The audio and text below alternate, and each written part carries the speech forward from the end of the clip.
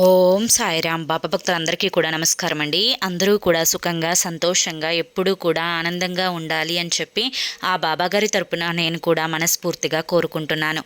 ఈరోజు బాబాగారు అందించే సందేశం ఏంటి అంటే కనుక, తల్లి, దసరా రోజు అంటే అక్టోబర్ 2వ తారీఖు నీ ఇంటికి సరిగ్గా రాత్రి 8 గంటల లోపు ఒక వ్యక్తి వచ్చి 38 లక్షలు ఇచ్చి వెళ్తారు.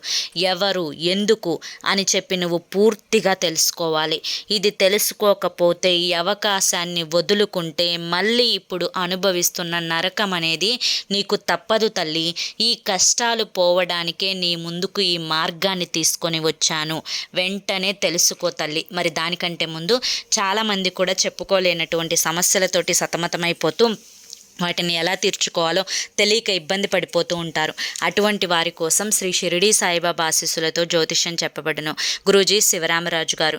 Phone number 995994225552. మీరు ఇప్పటి వరకు ఎన్నో చోట్ల జ్యోతిష్యం చెప్పించుకొని మీరు ఆశించిన మార్పులు మీ జీవితాలలో జరగలేదని చెప్పి బాధపడి ఉంటారు. కానీ ఇక్కడ అస్సలు అలా జరగదండి.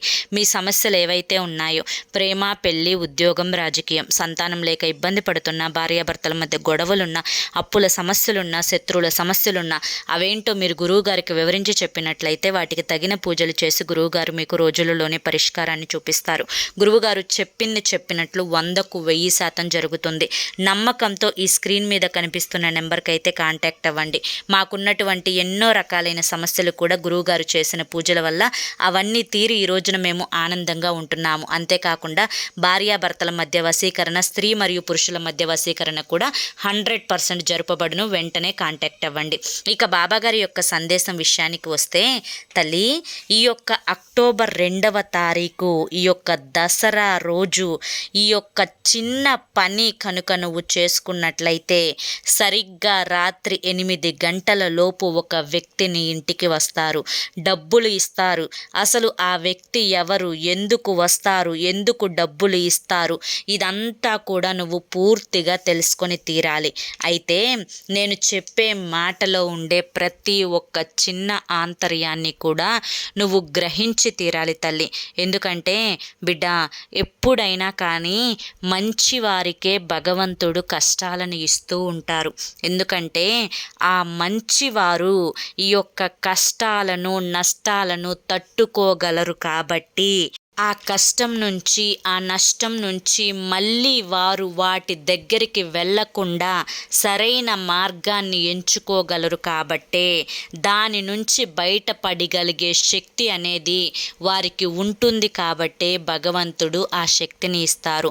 అంతేకాకుండా నువ్వు చాలా అంటే చాలా మంచిదానివి తల్లి.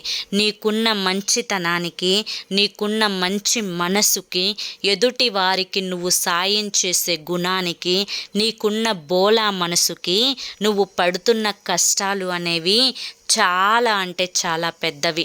మరి ఎందుకు బాబా ఇన్ని కష్టాలు వచ్చాయి అంటే, కొన్ని నువ్వు తీసుకొచ్చుకున్న సమస్యలైతే మరికొన్ని నీ కర్మానుసారంగా వచ్చిన సమస్యలు ఉన్నాయి. ఈ సమస్యలన్నింటికీ కూడా అమ్మవారు పూర్తిగా ఫుల్ స్టాప్ పెట్టడానికే ఈ యొక్క సందేశం అనేది నీ కంట పడేలా చేశారు. కాబట్టి అమ్మ మీద నమ్మకంతో ప్రతి చిన్న మాటని జాగ్రత్తగా గ్రహించు తల్లి. ప్రతి మనిషి గురించి కూడా ఇప్పుడు ఉదాహరణకి నువ్వు, నీ జీవితం, నీ యొక్క కుటుంబం, నీ యొక్క భర్త లేదా నీ యొక్క భార్య, నీ యొక్క సమస్యలు, ఈ సమస్యల యొక్క సుడిగుండంలో నీ యొక్క జీవితంలోకి అప్పుడప్పుడు సంతోషాలు వస్తూ ఉంటాయి, ఆనందాలు వస్తూ ఉంటాయి. సంతోషాలు, ఆనందాలు, ఆ యొక్క ఆ అనుభూతిని నువ్వు అనుభవించే లోపే వెంటనే ఏదో ఒక కష్టం వచ్చి మనసుని కలవర పెడుతూ ఉంటుంది. అలా కలవర పెట్టిన సమయంలో నీ గుండె జల్లుమంటుందన్నమాట. అయ్యో, ఇప్పుడే కదా నవ్వాను, ఇంతలోనే బాధ వచ్చేసిందే, నాకు నా జీవితానికి సంతోషం అనేదే భగవంతుడు రాయలేదు, నాకు మనశ్శాంతే లేకుండా పోతుంది, నేను ఈ కష్టాలని పడలేకపోతున్నాను, ఎందుకు నాకు ఈ జన్మ అని చెప్పి ఎన్నోసార్లు ఒంటరిగా 4 గోడల మధ్య కూర్చొని బోరున ఏడ్చిన రోజులు కూడా చాలా ఉన్నాయి. ఇక అంతేకాకుండా ఆడవారి విషయానికి వస్తే భర్త నుంచి ఎన్నో సమస్యలు. భర్తకి ప్రేమ ఉంటుంది, భార్య అంటే, పిల్లలంటే ప్రేమ ఉంటుంది, కానీ గౌరవం ఉంటుంది అన్నట్లుగా నటిస్తూ ఉన్నాడు నీ జీవితంలో. ముఖ్యంగా నీ మాట విన్నట్లుగానే ఉంటాడు, కానీ నీ మాట వినడు. అంతేకాకుండా నువ్వు ఏదైతే వద్దు చెయ్యొద్దు అంటావో అదే చేసి చూపిస్తాడు. ముఖ్యంగా తనకి ఉన్న మద్యపాన వ్యసనం వల్ల ఎప్పుడు బయటకు వెళ్తే ఎప్పుడు తాగి వస్తాడో అని చెప్పి నువ్వు మనసులో నేను ఇతని గురించి ఆలోచించకూడదు, ఇతని గురించి నేను టెన్షన్ పడకూడదు అని చెప్పి ఎప్పటికప్పుడు నీ మనసుని నువ్వు సర్ది చెప్పుకునే ప్రయత్నం చేసినప్పటికీ నీ మనసులో అవే ఆలోచనలు. వస్తాడేమో, తాగుతున్నాడేమో, తాగి వస్తాడేమో, ఎలా ఉంటాడో, ఎలా నడుచుకుంటాడో అనే ఒక్క టెన్షన్ నిన్ను మనశ్శాంతిగా లేకుండా చేస్తూ ఉంది. కాబట్టి ఈ యొక్క భర్త వల్ల నువ్వు మానసికంగా అశాంతిని పొందుతూ ఉన్నావు. ఈ యొక్క సమస్య నుంచి ఎలా బయటపడాలో, ఎవరికి చెప్పుకోవాలో కూడా నీకు తెలియట్లేదు. నా అనుకున్న వారికి చెప్తే వదిలేసేయ్, ఏముంది, ఈ రోజుల్లో ఇదంతా కూడా కామనే కదా, నిన్ను చూసుకుంటున్నాడు కదా, నీ పిల్లల్ని చూసుకుంటున్నాడు కదా అని చెప్పి చెప్తున్నారు. కానీ ఆ ఒక్క అలవాటు అతనికి లేకుండా ఉంటే నా జీవితం ఇంకా బాగుండేది కదా అని చెప్పి, ఈ టెన్షన్ అనేదే లేకుండా ఉండేది కదా అని చెప్పి నీ మనసులో ఎప్పటికప్పుడు అనిపిస్తూనే ఉంటుంది. అలా అనిపించినప్పటికీ కూడాను అతను యొక్క అలవాటులో ఏ చిన్న మార్పు అనేది రాకపోవడంతో నీ గుండెల్లో బండలాగా అది ఎప్పుడు మోస్తూనే ఉన్నావు. మరి ఈ సమస్యకు పరిష్కారం ఏంటి బాబా అని చెప్పి నువ్వు అడగవచ్చు. తల్లి, ఒకే ఒక్క మాట చెప్తాను, జాగ్రత్తగా విను. ఏంటి అంటే కనుక, ఎప్పుడు చెప్పేదే అయినా మళ్ళీ మళ్ళీ విసుగు లేకుండా చెప్తాను. ఎందుకంటే నేను నీ యొక్క తండ్రి స్థానంలో ఉన్నాను తల్లి. నా బిడ్డ సంతోషమే నాకు ముఖ్యం. నా బిడ్డ జీవితం అంధకారంలో పడకుండా చూసుకోవడమే నాకు ముఖ్యం. నా బిడ్డ సంతోషంగా బ్రతికిన నాళ్ళు ఆనందంగా ఉండాలి అనుకోవడమే నా యొక్క ముఖ్య లక్ష్యం. కాబట్టి మళ్ళీ చెప్తాను విను. ఈ జీవితం చాలా చిన్నదైన జీవితం. ఈ జీవితానికి నిన్ను నీ తల్లి తీసుకొని వచ్చింది. నీ తల్లి నిన్ను తీసుకొని భూమి మీదకి పెట్టినప్పుడు ఆ తల్లి నువ్వు చక్కగా పెరగాలమ్మా, ఆనందంగా ఉండాలమ్మా, నిన్ను ఏ కష్టం తాకకూడదమ్మా, ఏ నష్టం నిన్ను అంటకూడదమ్మా, నువ్వు నిండు నూరేళ్ళు ఆరోగ్యాలతో ఆనందంగా ఉండాలి తల్లి అని చెప్పి కళ్ళల్లో పెట్టుకొని తల్లి తండ్రి గారాబంగా నిన్ను పెంచుకొని ఒక ఇంటికి కోడల్ని చేస్తారు. ఇలా ఆ ఇంటికి వెళ్ళిన తర్వాత నువ్వు సంతోషంగా ఉంటే వారు హాయిగా నిద్రపోతారు. నువ్వు బాధపడుతూ ఉంటే వారి గుండెల్లో బండ పడినట్లు అవుతుంది. అయితే ఇక్కడ నువ్వు గ్రహించాల్సింది పూర్తిగా నువ్వు ఎలా ఉండాలి అని చెప్పి. ఇక్కడ నువ్వు ఒకరి జీవితాన్ని పట్టించుకునే ప్రక్రియలో నీ జీవితాన్ని నువ్వు నిర్లక్ష్యం చేసుకుంటూ ఉన్నావు. ఇక్కడ ఎప్పుడు ఎవరు ఎలా ఉంటారో, ఎవరు ఎలా పోతారో తెలియని జీవితాలు ఇవి. అయితే ఈ యొక్క జీవితంలో బాగా త్రాగేవాడు కూడా 100 సంవత్సరాలు జీవించేవారు కూడా ఉన్నారు. అలా అని చెప్పి ఆ అలవాటు ఉన్నవారు మధ్యలోనే లివర్ పాడయ్యో, ఇంకేదో పాడయ్యో, హార్ట్ ప్రాబ్లం వచ్చో మధ్యలోనే చనిపోయేవారు కూడా ఉన్నారు. కానీ ఏ వ్యసనాలు లేకుండా హెల్దీగా రోజు ఆరోగ్యకరమైన ఆహారం తీసుకుంటూ చక్కగా ఎక్సర్సైజులు చేసుకుంటూ ఉండి కూడా హార్ట్ అటాక్ వచ్చిపోయిన వాళ్ళని కూడా నువ్వు చూసే ఉంటావు. అయితే ఇక్కడ ఆరోగ్యం మీద ఎవరు ఎంత జాగ్రత్తగా ఉన్నప్పటికీ, ఎంత అజాగ్రత్తగా ఉన్నప్పటికీ పోయే సమయంలో పోతూనే ఉన్నారు. అయితే నువ్వు తాగుడు గురించి ఆలోచిస్తూ ఉన్నావు కదా, అయితే అది తాగడం వల్ల తన ఆరోగ్యం పాడవుతుందేమో అని భయపడుతూ ఉన్నావా, లేకపోతే తాగి నిన్ను హింసిస్తాడేమోనని భయపడుతూ ఉన్నావా, లేదా త్రాగి నీ యొక్క చేతిలో రూపాయి లేకుండా చేసుకుంటాడేమో అని భయపడుతున్నావా, లేదా త్రాగి నీ యొక్క కుటుంబాన్ని బజారు పాలు చేస్తున్నాడని భయపడుతున్నావా? ఇక్కడ నీకు భయం దేనికి సంబంధించింది? తన ఆరోగ్యానికి సంబంధించింది. అయితే ఒకసారి చెప్పావు, 2 సార్లు చెప్పావు, 10 సార్లు చెప్పావు, వినలేదు. వదిలిపెట్టేసేయ్, నీవు వదిలిపెట్టి తీరాలి. ఇక ఇన్నిసార్లు చెప్పినా మార్పు రానప్పుడు గొడవలు అనేవి అనవసరం. కాబట్టి నీ జీవితం మీద నువ్వు శ్రద్ధ పెట్టు. నీ మాట వినని వారి గురించి నువ్వు పట్టించుకోవద్దు. నీ గురించి నువ్వు ఆలోచించుకో. నిన్ను నువ్వు గౌరవించుకో. నిన్ను నువ్వు ప్రేమించుకో. నిన్ను నువ్వు జాగ్రత్త పరుచుకో. నువ్వు టైంకి తిను, టైంకి పడుకో. నువ్వు ఆరోగ్యంగా ఉండటానికి సరైన ఆహారాన్ని తీసుకో. రోజు చక్కగా ఎక్సర్సైజ్ చేసుకో. మనసుని స్థిమితంగా ఉంచుకో. ధ్యానం చేసుకో. మనసు ప్రశాంతంగా ఉంచుకో. పిల్లల్ని చూసుకో. ఇల్లు చక్కదిద్దుకో. ఇవన్నీ చేసుకొని నీకు దేని మీద అయితే ఆసక్తి ఉందో దాని మీద శ్రద్ధ పెట్టి ఆ పనిలో 1 రూపాయి సంపాదించుకునే ప్రయత్నం చెయ్యి. నిన్ను నువ్వు బిజీగా మార్చుకో. అలా నిన్ను నువ్వు బిజీగా మార్చుకుంటే నీ చుట్టుపక్కల ఉండే వారి మీద ఆలోచన అనేది నీకు తగ్గుతుంది. అలా ఎప్పుడైతే తగ్గుతుందో నీకు మనశ్శాంతి అప్పుడు లభిస్తుంది. లేనిపోని ఆలోచనలు, లేనిపోని భయాలు, లేనిపోని టెన్షన్లు పెట్టుకోవద్దు. అవతలి వారు నిన్ను పట్టించుకోనప్పుడు, అవతలి వారు నిన్ను నిర్లక్ష్యం చేస్తున్నప్పుడు నువ్వు కూడా వారి గురించి పట్టించుకోవద్దు. వారిని కూడా నువ్వు నిర్లక్ష్యం చెయ్యి. నీ జీవితాన్ని నువ్వు చూసుకో. నువ్వు సంతోషంగా ఉండు, ఆనందంగా ఉండు. ఒక తండ్రిగా నేనే చెప్తున్నాను. అంతా సర్దుకుంటుంది. ప్రతిదీ కూడా నీ కాళ్ళ దగ్గరికి వచ్చి చేరుతుంది. ఇది సత్యం తల్లి, గ్రహించు. ఇంక ఇంతకు మించి నేను ఏది చెప్పలేను. ఎందుకంటే నీ జీవితం మీద నీకు శ్రద్ధ ముఖ్యం. ఇది నువ్వు అండర్లైన్ చేసుకోవాలి తల్లి. ఇప్పుడు అక్టోబర్ 2వ తారీఖు, ఇప్పుడు మనకి దసరా శరన్నవరాత్రులు. అమ్మవారిని అంగరంగ వైభవంగా పూజించుకుంటూ ఉన్నాము. అమ్మ శక్తి అనేది ఎంత శక్తిగా అంటే ఆ శక్తికి ఏదైనా కూడా ఆ చెడు, పీడ, కీడు, ఆ యొక్క నకారాత్మక శక్తి, దృష్టి దోషాలు ఇవన్నీ కూడా పటాపంచలైపోతాయి. అమ్మ శక్తి అంత శక్తివంతమైనది.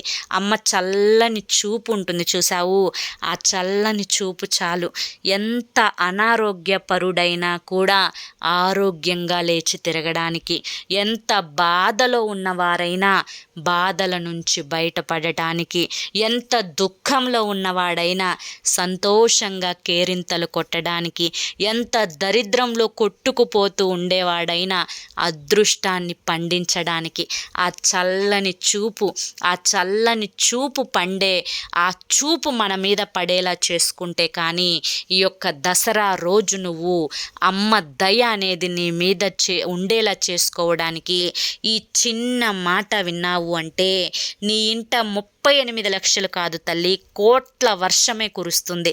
నీ ఇంట దరిద్రాలన్నీ వెళ్ళిపోతాయి. నువ్వు పట్టిందల్లా కూడా బంగారమై తీరుతుంది తల్లి. ఇది సత్యం. ఎందుకంటే అమ్మ ఏదైనా చేస్తుంది. అమ్మ తన బిడ్డ క్షేమాన్ని కోరుకుంటుంది. అమ్మ తన బిడ్డ ఆరోగ్యాన్ని కోరుకుంటుంది. అమ్మ నోరు తెరిచి అడిగితే ఏ తల్లి కూడా తన బిడ్డ కోరికను కాదు అని చెప్పలేదు. అంత చల్లని దయ కలిగిన కరుణ చూపించగలిగే ఆ శక్తివంతమైన దుర్గమ్మకు నువ్వు ఈ యొక్క దసరా రోజు ఈ చిన్న పని చేసి చూడు. నీ జీవితం సంతోషకరంగా, ఆనందకరంగా మారి తీరుతుంది. అయితే ఏం చెయ్యాలి అన్న మాటకి వస్తే తల్లి, ఈరోజు చక్కగా దసరా రోజు ఉదయాన్నే నిద్రలేచి చక్కగా ఇల్లు వాకిళ్ళు అన్నీ కూడా శుభ్రపరచుకో. ఇల్లంతా కూడా పసుపు కలిపిన నీటితోటి శుభ్రంగా తడిగుడ్డ పెట్టి తుడిచిపెట్టుకో. ఇల్లంతా పసుపు నీళ్ళు చిలకరించు. వాకిట్లో గుమ్మానికి వేపాకులతోటి తోరణం కట్టు. ఈ విధంగా కట్టిన తర్వాత మంచిగా స్నానం చెయ్యి. స్నానం చేసిన తర్వాత ఎరుపు రంగు చీర కట్టుకో, నలుపు మాత్రం ధరించకూడదు, ఉతికిన చీర కట్టుకో. తరువాత కాళ్ళకి మంచిగా నిండుగా పసుపు రాసుకో, చక్కగా నుదుటిన కుంకుమ బొట్టు పెట్టుకో, పాపిట్లో కుంకుమ బొట్టు పెట్టుకో, చేతి నిండా 2 చేతులకి గాజులను వేసుకో. ఈ విధంగా వేసుకున్న తర్వాత తల నిండుగా పూలు పెట్టుకో. నువ్వు కూడా ఒక అమ్మవారిలాగా అందంగా అలంకరించుకోవాలి. ఆ విధంగా అలంకరించుకున్న తర్వాత అమ్మని కూడా ఎరుపు రంగు పూలతోటి అలంకరించు. పాలు బెల్లంతో కలిపిన నైవేద్యాన్ని అమ్మకు సమర్పించు. అమ్మకి వేపాకులని కూడా పెట్టు. అమ్మ దగ్గర వేపాకులని కూడా పెట్టి తీరాల్సిందే. ఈ విధంగా అమ్మకు వేపాకులతోటి మంచిగా అలంకరించుకున్న తర్వాత నువ్వు అమ్మ ముందు ఒక నిమ్మకాయను పెట్టు, పచ్చి నిమ్మకాయను. ఆ విధంగా నిమ్మకాయ కూడా పెట్టిన తర్వాత అమ్మవారికి ఒక తమలపాకు పెట్టి, తమలపాకు మీద రూపాయి బిళ్ళను చక్కగా పాలతోటి నీళ్ళతోటి కడిగి గంధుమ రాసి కుంకుమ బొట్టు పెట్టి తమలపాకు మీద ఆ రూపాయి బిళ్ళను పెట్టి చక్కగా ఈ యొక్క చిటికెన వేలు చూపుడు వేలు వదిలిపెట్టి 3 వేళ్లతోటి అమ్మకు కుంకుమార్చన చేసుకో. ఆ రోజు శ్రీమాత్రే నమః, శ్రీమాత్రే నమః, శ్రీమాత్రే నమః అనే మంత్రాన్ని 108 సార్లు పఠించుకుంటూ అమ్మకి కుంకుమార్చన చేసుకో. ఈ విధంగా కుంకుమార్చన చేసుకున్న తర్వాత దీపారాధన చేసుకుంటావు కదా, దీపారాధన యొక్క దీపంలో ఒక యాలుకను వేయి, లేదంటే ఒక లవంగాన్ని వేయి. ఆ దీపారాధన అమ్మకు వెలిగించు. చక్కగా నువ్వు ఈ యొక్క కుంకుమార్చన పూర్తయిన తర్వాత అమ్మకు హారతినివ్వు. హారతి వెలుగులో అమ్మని దర్శించుకో, నీ యొక్క సంకల్పాన్ని చెప్పుకో. ఈ విధంగా అక్కడ నిమ్మకాయ కూడా పెట్టిన తర్వాత దసరా రోజు అక్టోబర్ 2 పూర్తయిన తర్వాత అక్టోబర్ 3వ తారీఖు ఆ కుంకుమని భద్రపరుచుకో. ఆ కుంకుమని నువ్వు చక్కగా ప్రతిరోజు స్నానం చేసిన తర్వాత నుదుటున పాపిట్లో పెట్టుకో. పిల్లలకి స్కూల్కి వెళ్ళేటప్పుడు, కాలేజీలకు వెళ్ళేటప్పుడు పెట్టి పంపించు. భర్తకి బయటికి వెళ్ళేటప్పుడు పెట్టి పంపించు. ఆ రూపాయి బిళ్ళను తమలపాకుతోటి సహా ఒక పసుపు క్లాత్లో కట్టి మూట కట్టి ఒక ముడుపులాగా మార్చి దానికి గంధుమ రాసి కుంకుమ బొట్టు పెట్టి ఎప్పుడైనా నువ్వు అమ్మవారి గుడికి వెళ్ళినప్పుడు ఆ రూపాయి బిళ్ళను హుండీలో వేసేయి. ఈ విధంగా వేయడం వల్ల నువ్వు ఏదైతే సంకల్పించుకొని అమ్మకు కుంకుమ పూజ చేశావో ఆ సంకల్పం తీరుతుంది. నీకున్న అనారోగ్య సమస్యలు తగ్గుతాయి, నీకు ఆరోగ్యం వస్తుంది. ఎవరన్నా అప్పు తీసుకున్నారా, తిరిగి ఇవ్వలేదా, వారే స్వయంగా ఇంటికి వచ్చి మరి నీ డబ్బులు నీ చేతిలో పెట్టి వెళ్తారు. నువ్వు చేస్తున్న వృత్తి ఉద్యోగ వ్యాపారాలలో కలుసుబాటుతనం అనేది వస్తుంది, ఆకస్మిక ధనలాభం అనేది వస్తుంది, పట్టిందల్లా బంగారం అవుతుంది. ఏ పని చేసినా అందులో నీకు 3 పువ్వులు 6 కాయలుగా ఉంటుంది. కుటుంబంలో కలహాలు తగ్గిపోతాయి, భర్తలో మార్పు వస్తుంది, పిల్లలు చక్కగా మంచి తెలివితేటలతోటి ఆరోగ్యంగా పెరుగుతారు, నీకు మంచి ఆరోగ్యం అనేది కలుగుతుంది. నీ ఇంటి మీద, నీ యొక్క ఒంటి మీద ఉన్న నరదిష్టి, నరఘోష, శత్రు సమస్యలు, శత్రు పీడలు, నకారాత్మక శక్తులు, కారాత్మక శక్తుల ఏడుపులు, నీకున్న స్థాన బలంలో ఆ బలం అనేది లేకపోయినా కానీ, నీ యొక్క స్థాన దోషం ఉన్నా కానీ ఇవన్నీ కూడా పూర్తిగా వెళ్ళిపోయి నీకు అంతా కూడా పాజిటివ్గా జరుగుతుంది, అంతా కూడా మంచి జరుగుతుంది.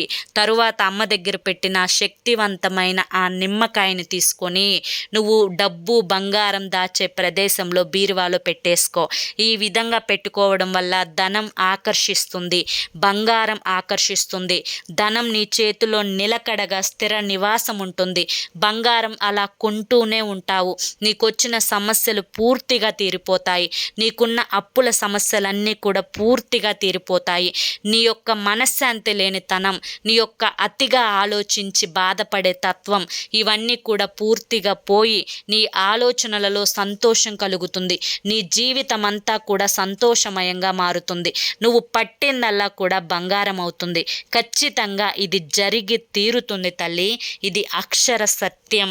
కాబట్టి దసరా రోజు నీకు అమ్మవారి యొక్క అనుగ్రహం, అమ్మవారి యొక్క ఆశీర్వాదం అనేది నీ మీద ఉంది కాబట్టే ఈ వీడియో అనేది నీ కంట పడింది అని చెప్పి నువ్వు భావించి దసరా రోజు రాత్రి 8 గంటల లోపు ఎప్పుడైనా కానీ నువ్వు ఈ చిన్న పని చేసుకో, నీకు శుభం జరుగుతుంది తల్లి. ఇది వదులుకున్నావు అంటే మళ్ళీ వచ్చే దసరా వరకు నువ్వు వేచి ఉండాల్సిందే. అప్పటికి అమ్మ యొక్క అనుగ్రహం నీ మీద పడుతుందో లేదో, ఒకవేళ నీకు ఇటువంటి సందేశం వస్తుందో రాదో. కాబట్టి ఈ యొక్క సంవత్సరాన్ని ఉపయోగించుకొని, ఈ రోజున నువ్వు ఉపయోగించుకొని చక్కగా నువ్వు ఈ చిన్న పని చేసుకొని నీ జీవితంలో సంతోషాలని ఆహ్వానించు తల్లి అని చెప్పి ఈరోజు బాబాగారు మనకి చాలా చక్కటి సందేశాన్ని అందించారండి. మరి ఈ సందేశంలో ఎంతో గొప్ప ఆంతర్యం ఉంది కదా. అది మీ అందరికీ కూడా నచ్చింది కదా, అర్థమైంది కదా. మరి నచ్చింది, అర్థమైంది అని చెప్పి అనిపిస్తే ఈ వీడియోకి ఒక లైక్ ఇవ్వండి. లైక్ ఇచ్చిన వెంటనే హైప్ అని వస్తుంది. హైప్ ఇచ్చి కింద పాయింట్స్ మీద క్లిక్ చేస్తే ఈ వీడియోకి కొన్ని పాయింట్స్ అనేవి యాడ్ అవుతాయి. దాని ద్వారా మరి కొంతమందికి ఈ వీడియో అనేది రీచ్ అవుతుందన్నమాట. మొదటిసారి మన సాయి పిలుపు ఛానల్లోకి వచ్చినట్లయితే మన ఛానల్ని సబ్స్క్రైబ్ చేసుకొని సపోర్ట్ చేయండి. రేపు మరొక మంచి వీడియోతోటి మళ్ళీ కలుసుకుందాం. అంతవరకు కూడా బాబాగారి యొక్క ఆశీస్సులు అనేవి మీ మీద, మీ కుటుంబ సభ్యుల మీద ఎల్లకాలం ఉండాలి అని చెప్పి మనస్ఫూర్తిగా కోరుకుంటూ సర్వేజన సుఖినో భవంతు. ధన్యవాదములు. ఓం సాయిరామ్.